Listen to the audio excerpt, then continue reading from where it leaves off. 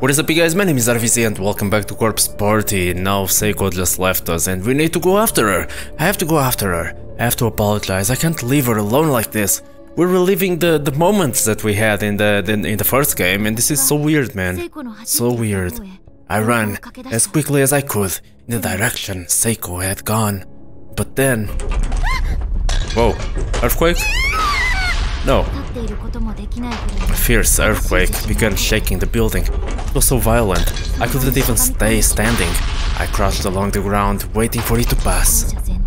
Everything was moving, and there were sounds of objects cracking and breaking all around me. Glass was shattering, ceiling tiles were raining down upon me. I was scared for my life. I was so scared, so very afraid. I was certain I was going to die. Maybe a big chunk of ceiling would fall on me, or the floor would open up at my feet and swallow me whole. I kept wondering how it was going to end. Was I going to be crushed? Or how badly would it hurt? How long would it go on before I finally died? My head was swimming with all the kind of worst-case scenarios while my body just remained motionless on the ground. I'd never felt so helpless before. I didn't even care anymore. I'd take any release I could get. Just make it stop. But there was no release for me. All I could do was curl up in a ball and pray. That was a violent earthshake, man. A violent one. Oh, it stopped. Shiver. Shake. I wondered how much time had passed. It could have been only a moment, a few minutes, or even a few hours, for all I knew. But it did finally end, and the dark corridors were silent once more. Oh. I gradually loosened my stiff body, uncurling from the floor. Blotches of dust and wood chips fell from my hair. Some of the finer debris had gotten into my clothing and was crunching around like sand with every movement. It was not pleasant.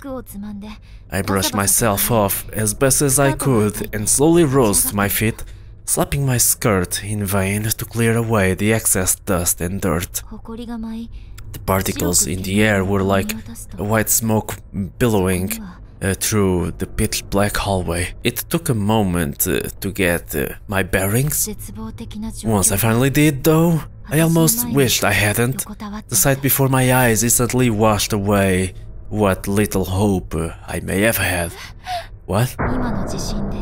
The earthquake had completely caved in part of the floor. It was no longer possible to continue down this hall, no longer possible to trail Seiko. If I had been cowering from the quake only a few feet ahead, I'd be dead for sure, swallowed up into whatever hell lay down there. Oh. I knelt down by the edge of the hole and peered within. It was too dark to tell for sure, but if what I thought I saw was correct, then the ceilings in this school were unreasonably high. To make matters worse, it seemed like the floor directly below had fallen out as well. I didn't dare consider just how deep this pit might go. All I knew was I couldn't risk falling into it. Shivering in terror, I pulled myself up. What do I do? Can I get around it? I have to hurry.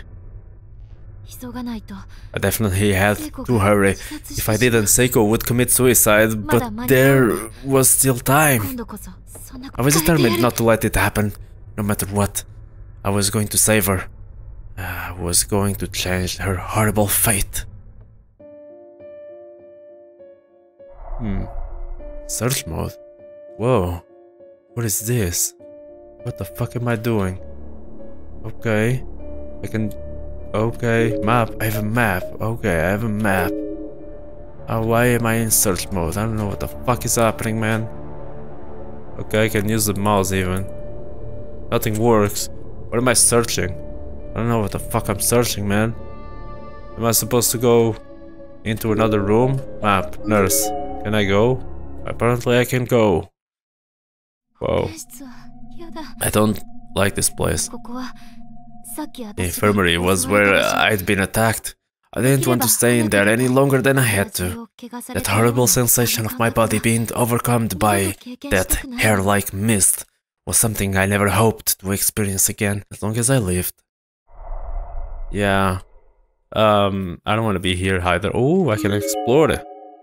All things considered, there's surprisingly little dust on these beds. There's nothing under them, is there?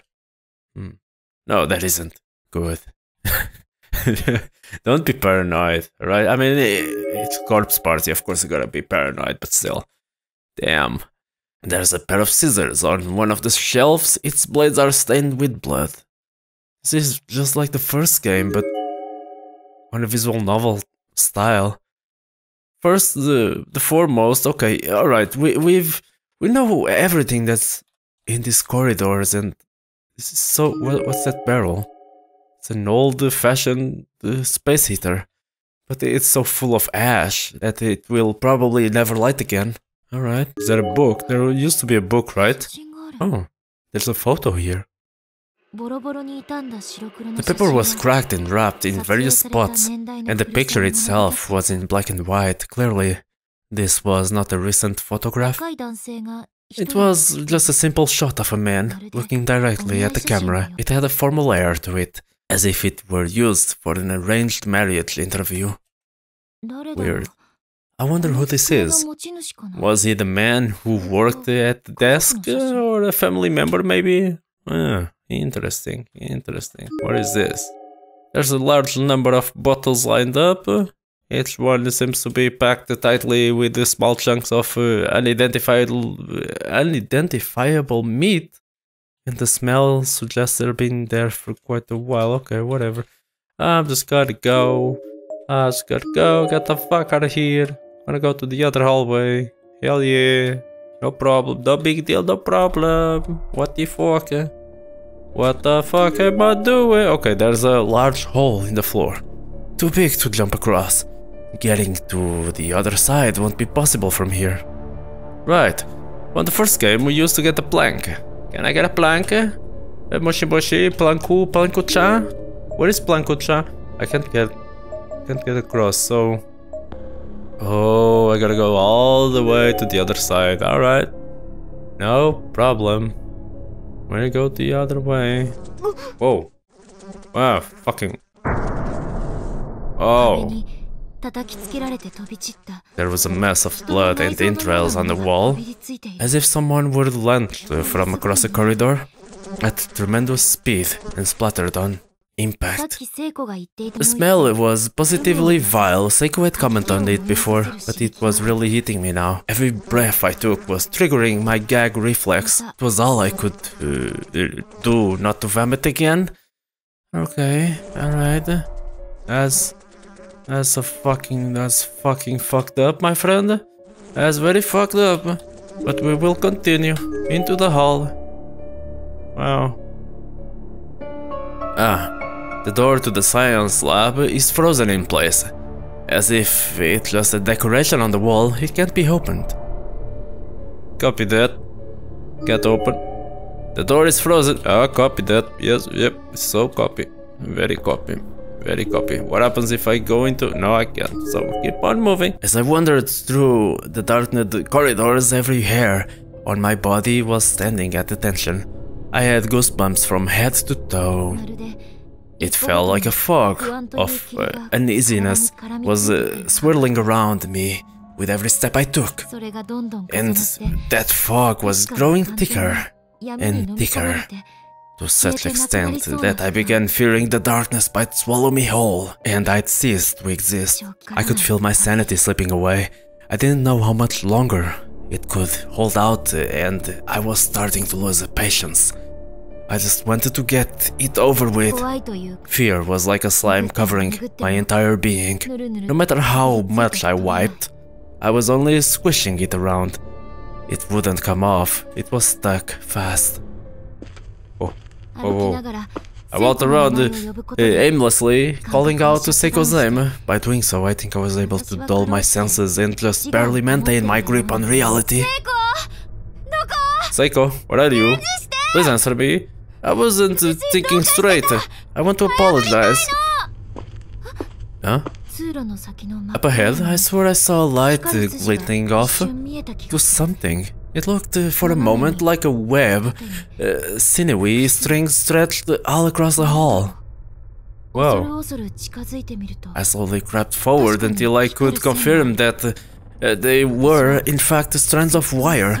Gently, I reached out a finger and touched the closest one. Huh? Yeah? I pulled my hand away, looking down on it. There was now a very fine, clean slice right on the tip of my finger. Tiny red beans were beginning to form. Those beads just kept getting bigger and bigger as I watched, eventually swelling into one another and forming a single drop of blood. And that drop quickly became too heavy for its perch. It began wending its way down my hand towards my wrist. What the fuck? Piano wire? No, it's a little different. I couldn't believe it had cut so deeply from just that one faint touch. Had it been sharpened? It really stung. If I hadn't noticed those wires strung up across the hall and just kept walking, I shudder to think of what might have happened. Death not from malevolent spirits, but from a mere booby trap? Who could have done this? There was definitely a planned malice behind it. I could sense an ill will in the air and began to tremble. Was someone watching me, even at that very moment? Was someone just waiting for me to fall into their trap and die so they could gloat about it? Someone there? Hey! It was like an unconscious shout. I couldn't control myself, I was scared, and whoever did this was heartless. I couldn't just let it go. Stop this, please! You're scaring me, don't do these awful things to people. A wave of negative emotions began swimming through my head. I suddenly realized I was crying. And I knew that this corridor, with its web of razor-sharp piano wire, was effectively impassable, at least for a moment.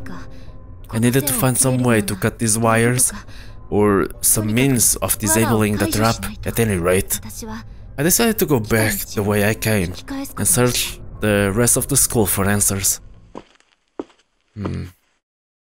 Right. I mean, we could try to get some scissors, maybe.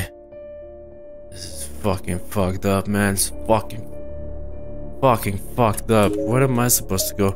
Oh, I'm not sure if... which hall? This hall? Not sure if that was a hall. Alright, this is a hall that I can pass. Alright. It's there. Yes, all to all. Yes, I can't go there. So, let's go on this side of the school then. Let's see what the fuck is going on over there.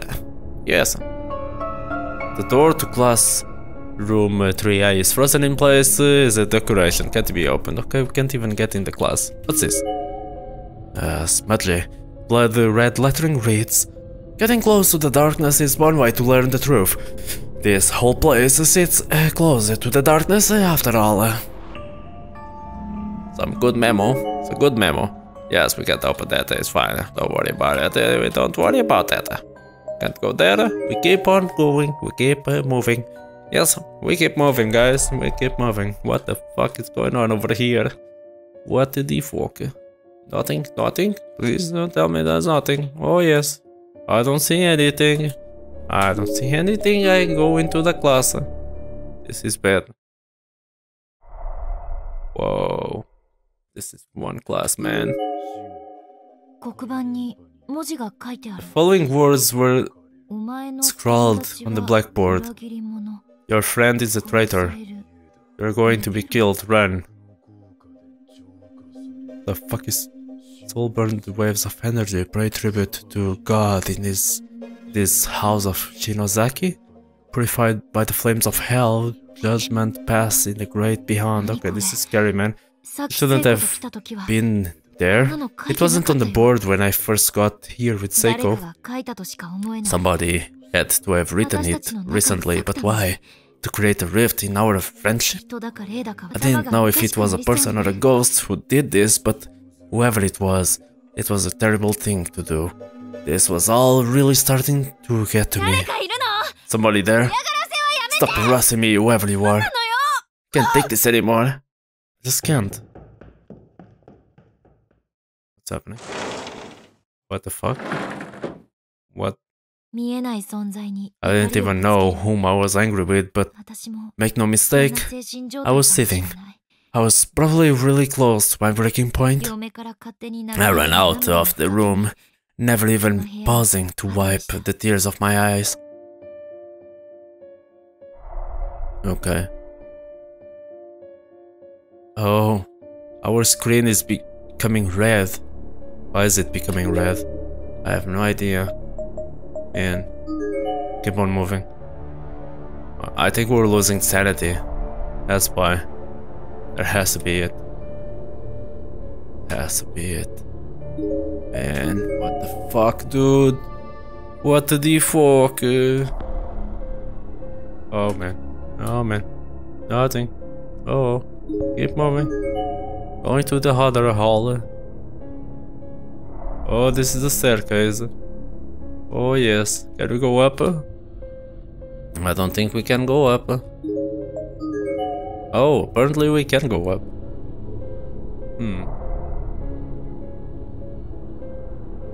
Interesting. Interesting. Very interesting. Very interesting. Very interesting. So interesting, guys. So interesting that I'm going to be scared. So interesting. Oh, Nani is that? No, it's nothing. It's nothing. Ref room. I don't remember the ref room. The door to the reference room is frozen in place. Okay, fine, we won't go in there. What the fuck is that? It's a decomposing corpse. The smell is ghastly. Judging by height and uniform, this is probably was a male senior high student. His school name tag seems to have survived intact, prominently displayed on his now damp and discolored blazer. Matsukaze Prefectural High School, Kazuhiro Murufushi. Ooh. Alright. And I have to go past you. There's no other way. Can't go in there, so let's go into the hall. Okay. So there's nothing here. Fine. There's nothing there. Let's go back down. Come on. Come on. Go back down. Go back down. No problem. No worries. Keep walking. No worries. I don't know. I really don't know. Class 1A. Isn't that where we supposedly started? Nothing here. Class 1A. Let's see what the fuck is on class 1A. Oh. It's more piano wire. There was yet another piece of piano wire in this room. Seemingly razor sharp like the others, but only one. I could avoid it easily with some care. Only one, I see two of them. Like, what the fuck? What is that? What is this thing? In the corner of the room sat an unacquainted mechanical device with a lever attached to it. It prominently featured two wheels with spools of translucent wire coiled around them and projected out towards the ceiling in a perfect tight line. Could this be the source of the booby trap? Pull the lever? Really don't know, man. I'm gonna pull it. That's a pretty big lever. I wonder if I'll even be able to move. The machine was old and the lever was rusted, so it wasn't going to give without a fight. I could rattle it a little though, so I figured I had a chance. Oh. Oh. It moved. I did it. Huh? It's gone. The piano wire is gone. Interesting. Okay then, let's go to the other hall.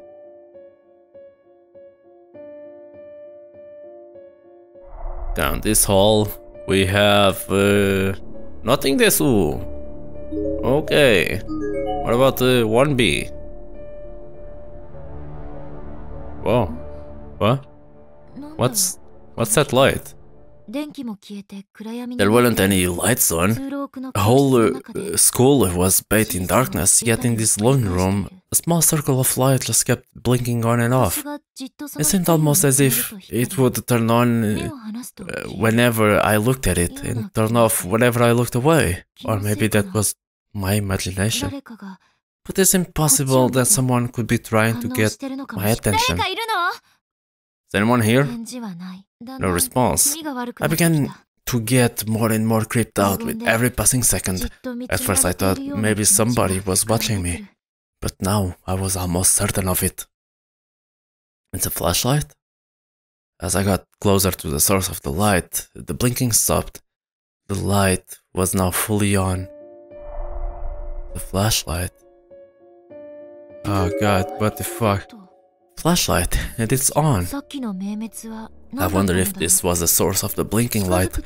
It did turn steady when I got near the thing, but that just left me with more questions.